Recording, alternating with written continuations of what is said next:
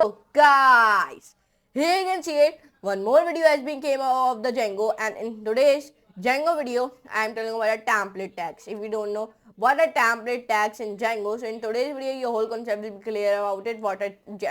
In the Django, what a template tags. So please hit the like button, share, friend, and subscribe to my channel. And do not forget to all the notification bell also, so never miss our future latest videos. And see this video start to. And if you do not see this video start to and share problems in your code.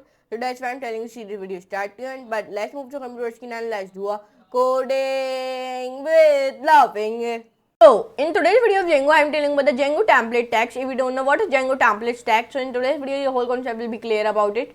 So let's get started without wasting a time. Template tags.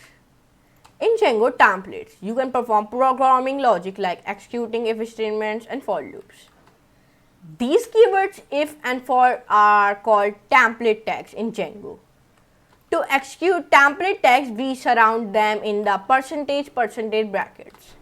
Like in this example, let me copy the example and let me paste it, and let me come here and let me paste it here.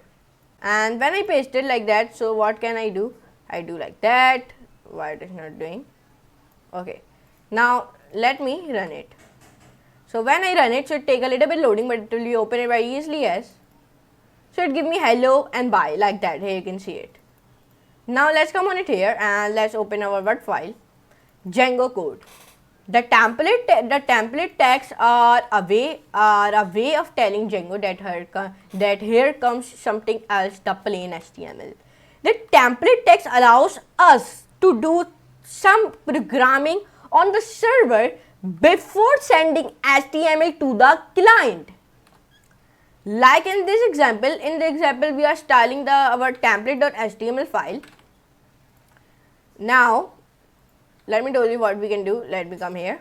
Now, in the next chapter, you learn more about most common template tags.